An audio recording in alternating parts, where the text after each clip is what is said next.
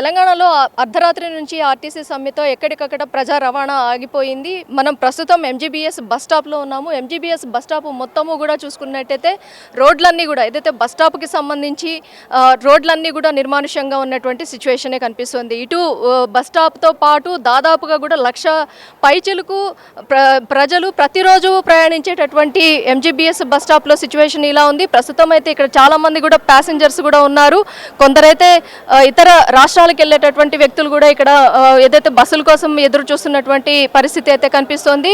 ప్రస్తుతం అయితే అక్కడక్కడ ఉదయం నుంచి ఉన్నటువంటి ప్రయాణికులతో పాటు అలాగే అడపదడప 2-3 ప్రైవేట్ ట్రావెల్స్ బస్సులు మాత్రమే ఇక్కడ ఉన్నాయి. మొత్తం మీద ఎంజీఎస్ బస్ స్టాప్లో ఉదయం నుంచి కూడా పడిగాపులు కాస్తున్నటువంటి ఒక ప్యాసింజర్ అభిప్రాయాన్ని అయితే తీసుకుందాం. చెప్పండి, ఎక్కడి నుంచి వచ్చారు, ఎప్పటి నుంచి బస్ కోసం ఎదురు చూస్తున్నారు? నేను 2 గంటలు. ఎక్కడికి వెళ్ళాలి? షోలాపూర్ బస్సు వస్తుందా? ఏమో వాళ్ళు మహారాష్ట్ర బండ్లు వస్తాయి 6 గంటల తర్వాత అని చెప్తారు.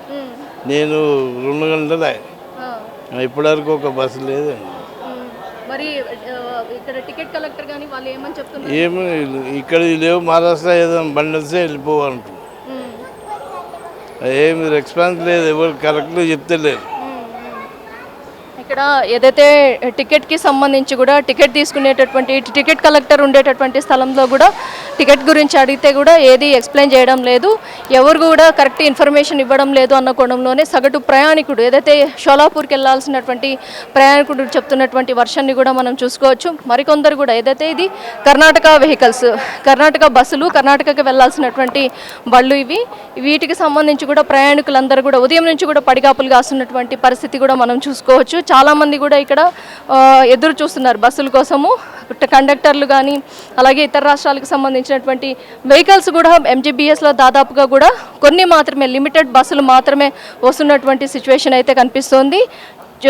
ప్రస్తుతం అయితే ఈ ప్యాసింజర్స్ ఏదైతే ఈ బస్సు ఎక్కడానికి అయితే చాలామంది ప్యాసింజర్స్ కూడా లోనికి వెళ్తున్నటువంటి సిచ్యువేషన్ అయితే కనిపిస్తుంది. మొత్తం మీద హైదరాబాద్ వ్యాప్తంగా ఎక్కడికక్కడ ప్రజా రవాణా మొత్తం కూడా స్తంభించిపోయింది.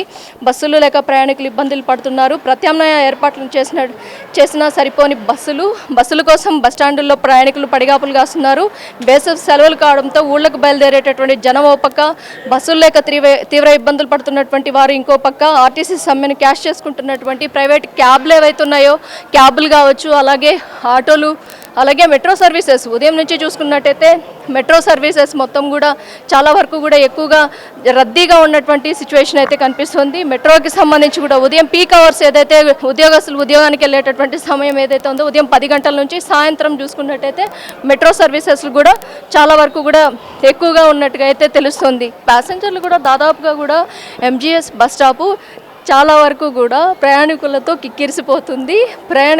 కిక్కిరిసిపోయేటటువంటి ఈ బస్ స్టాప్లో దాదాపుగా కూడా ఇక్కడ చూసుకున్నట్టయితే అక్కడక్కడ మాత్రమే ప్రయాణికులు కనిపిస్తున్నటువంటి సిచ్యువేషన్. కొన్ని ప్రైవేట్ ట్రావెల్స్తో పాటు ఇతర రాష్ట్రాలకి సంబంధించినటువంటి బస్సులు మాత్రమే ఇటు సైడ్ మాత్రమే ఏదైతే ఏపీకి సంబంధించి, కర్ణాటకకి సంబంధించి, మహారాష్ట్రకి సంబంధించి, ఇతర రాష్ట్రాలకు సంబంధించినటువంటి వెహికల్స్ కొన్ని మాత్రమే లిమిటెడ్గా ఇక్కడికి వస్తున్నటువంటి సిచ్యువేషన్ అయితే కనిపిస్తోంది. చూడొచ్చు, చాలా వరకు కూడా ఇతర రాష్ట్రాలకు సంబంధించినటువంటి వెహికల్స్ దీనిలో ప్రయాణించడానికి ప్రయాణికులు కూడా ఎక్కడ కూడా ఏంటంటే ప్రజలు ఏదైతే రవాణా నిమిత్తము ప్రయాణానికి సంబంధించి చాలా వరకు కూడా ఇబ్బందులు అయితే గురవుతున్నారు.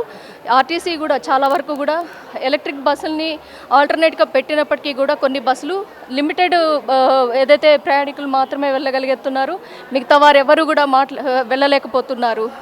చూడొచ్చు, ప్రజెంట్ అయితే ఇక్కడ ఉన్నటువంటి సిచ్యువేషన్. ఎక్కడికి వెళ్ళాలండి? కర్నూలు.